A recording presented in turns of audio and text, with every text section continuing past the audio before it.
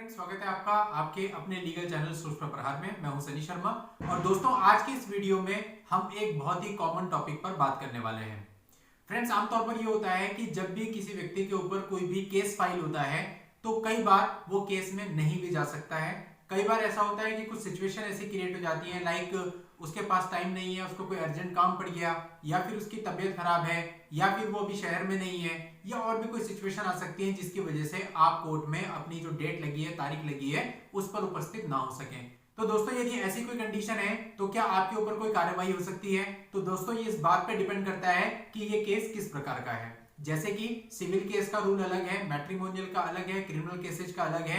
तो हर एक का रूल, हर एक के बारे में मैं आपको बताऊंगा कि कौन से केस में अगर आपकी हाजिरी माफी नहीं लगती है और आप उपस्थित भी नहीं होते तो आप पर क्या कार्रवाई हो सकती है और कौन कौन से केसों में इस कार्रवाई से आपको छूट होती है। आज की इस वीडियो में मैं आपको पूरी डिटेल जानकारी देने वाला हूं। तो दोस्तों बने रहिएगा मेरे साथ इस वीडियो में स्टार्टिंग से एंड तक। और यदि आप हमारे चैनल पर नए हैं, अभी तक चैनल को सब्सक्राइब आपने नहीं किया है तो सब्सक्राइब जरूर कर लें और नोटिफिकेशन बेल पर जरूर क्लिक कर लें ताकि जब भी मैं ऐसी कोई लीगल पोस्ट लेके आऊं उसकी जानकारी आपको सबसे पहले मिले। तो दोस्तों सबसे पहले हम बात कर लेते हैं सिविल केसेज की। यदि कोई आपने सिविल सूट फाइल किया हुआ है या आपके ऊपर कोई सिविल सूट फाइल किया गया है तो सिविल सूट में जब आपकी कोई डेट लगती है और उस डेट पर आपको कोई अर्जेंट काम पड़ जाता है तो आप इसकी सूचना अपने वकील साहब को मोबाइल के माध्यम से देते हैं और जो आपके वकील साहब होते हैं वो आपकी एक एग्जामिशन एप्लीकेशन या हाजिरी माफी की एक एप्लीकेशन कोर्ट के अंदर लगाते हैं, जिससे कि आपकी वहां आने की जो अनिवार्यता है वो खत्म हो जाती है। लेकिन क्या हो कि अगर ऐसी कोई एप्लीकेशन लगे ही ना, यानी कि किसी कारणवश आप अपने एडवोकेट साहब को भी नहीं बता सके और उनके भी दिमाग से उतर गया और उन्होंने आपकी एग्जेम्पशन एप्लीकेशन सिविल केस में फाइल ही नहीं करी, तो जिस डेट पर आपकी तारीख थी उस डेट पर आपकी ओर से कोई एप्लीकेशन नहीं गई, तो ऐसे केस में यदि ये सिविल सूट है तो आपके ऊपर किसी भी प्रकार की कोई कार्रवाई नहीं होगी। अगली डेट आपकी लग जाएगी और आपको नेक्स्ट डेट पे वहां पर हाजिर होना होगा। बल्कि अगर आप नेक्स्ट डेट पे नहीं जा पाते हैं तो भी आप पर कोई कठोर कार्रवाई नहीं की जाएगी। हाँ, ये जरूरी है कि जिस दिन आपकी गवाही हो या ऐसा कोई प्रोसीडिंग होनी हो जिसमें आपकी प्रेजेंस वहां पर जरूरी है तो उस समय पे आपको उपस्थित होना पड़ेगा। लेकिन यदि कोई प्रोसीडिंग किसी ऐसी स्टेज पर मुकदमा चल रहा है जिसमें आपकी प्रेजेंस अनिवार्य नहीं है तो वहां पर अगर आप नहीं जाते और आपकी हाजिरी माफी भी नहीं जाती तो इससे कोई खास फर्क नहीं पड़ता और न ही आप पर किसी प्रकार की कोई कठोर कार्रवाई की जाती है। दोस्तों अब हम बात कर लेते हैं क्रिमिनल केसेज की। क्रिमिनल केसेज में थोड़ा सा डिफरेंट होता है। क्रिमिनल केसेज में यदि आप अभियुक्त हैं, यानी कि आपके ऊपर कोई केस दर्ज कराया गया है, आपने बेल करा ली है, तो बेल कराने के बाद हर एक डेट पर आपका उपस्थित होना जरूरी है। यदि आप उपस्थित नहीं हो पाते तो आप अपने एडवोकेट साहब को बताएंगे और आपके जो वकील साहब होंगे वो आपकी तरफ से एक एग्जामिशन एप्लीकेशन या हाजिरी माफी की एक एप्लीकेशन कोर्ट में लगाएंगे। लेकिन क्रिमिनल केसेज में ये अनिवार्य है। यदि आपके वकील साहब किसी भी प्रकार की कोई एग्जामिशन एप्लीकेशन या फिर हाजिरी माफी नहीं लगाते और आप खुद भी कोर्ट में नहीं आते हैं तो ऐसे केस में कोर्ट आपके खिलाफ वारंट इशू कर सकती है।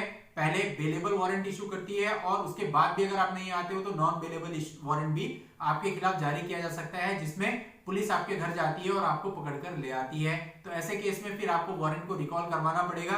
तो कहने का मतलब प्रोसीजर लंबा हो जाएगा, आप परेशानी में पड़ सकते हैं। तो क्रिमिनल केसेज में ऐसा बिल्कुल ना करें। क्रिमिनल केसेज में या तो आप उपस्थित हो और यदि उपस्थित नहीं होते हैं वहां पर आप आपकी हाजिरी माफी एग्जामिशन एप्लीकेशन अपने वकील साहब के माध्यम से जरूर लगवाएं। तीसरा दोस्तों अब हम बात कर लेते हैं मैट्रिमोनियल केसेज की। दोस्तों मैट्रिमोनियल केसेज में जैसे कि आप डाइवोर्स का केस फाइल करते हैं या फिर चाइल्ड कस्टडी के लिए केस आपने फाइल किया हुआ या आप पर केस फाइल किया गया है, तो ये जो सिचुएशंस होती हैं ये सिविल सूट के जैसी होती है, ये भी एक तरह से सिविल सूट ही होते हैं। तो ऐसे में वही नियम लागू होंगे जो कि सिविल सूट के नियम होते हैं। यानी कि यदि आप उपस्थित नहीं भी होते हैं तो बहुत ज्यादा फर्क नहीं पड़ता, बस इतना जरूर है कि जहां पर जिस डेट पर आपकी प्रेजेंस अनिवार्य है, यानी कि आपकी गवाही होनी है या किसी ऐसी स्टेज पर मुकदमा है जहां पर आपका प्रेजेंट होना अनिवार्य है, यदि आप प्रेजेंट नहीं होते तो प्रोसीडिंग्स आगे नहीं बढ़ पाती, तो ऐसी स्टेज पर तो आपको उपस्थित होना आवश्यक होगा। लेकिन अन्य किसी स्टेज पर यदि आप उपस्थित नहीं भी होते तो प्रोसीडिंग आगे बढ़ेगी, आगे डेट लग जाएगी और आपके खिलाफ कोई कठोर कार्रवाई नहीं होगी। लेकिन मैट्रिमोनियल केसेज में ही यदि मामला 498A का है या फिर सेक्शन 125 सीआरपीसी का है या फिर डीवी एक्ट का है तो ये क्रिमिनल कैटेगरी के अंदर आ जाते हैं। अब ऐसे मामले में फिर वही होता है 498A आईपीसी में यदि आप उपस्थित नहीं होंगे तो आपके खिलाफ वारंट इशू हो सकते हैं। तो यानी कि इसमें क्रिमिनल एक्ट के रूल्स जो है फॉलो होंगे, यानी कि या तो आपको कोर्ट के अंदर आना पड़ेगा या आपके वकील साहब के माध्यम से आपको एप्लीकेशन एग्जामिशन के लिए या फिर हाजिरी माफी लगवानी पड़ेगी। यदि एप्लीकेशन आप नहीं लगाते हैं तो आप मुश्किल में पड़ सकते हैं। तो दोस्तों हमने केसेज को 3 कैटेगरी में डिवाइड किया, सिविल, क्रिमिनल और मैट्रिमोनियल, और समझा कि कौन से केसेज में आपका जाना या हाजिरी माफी लगाना जरूरी है और कौन से में नहीं। तो दोस्तों ये थी मेरी आपको आज की लीगल जानकारी। आप अपनी पर्सनल प्रॉब्लम के लिए भी मुझसे संपर्क कर सकते हैं। उसके लिए वीडियो के नीचे डिस्क्रिप्शन में मेरा व्हाट्सएप नंबर दिया हुआ है, उस पर मैसेज करके आप अपनी अपॉइंटमेंट बुक कर सकते हैं। दोस्तों नेक्स्ट वीडियो में नई जानकारी के साथ मैं आपसे फिर मिलूंगा। तब तक के लिए goodbye and thank you for watching.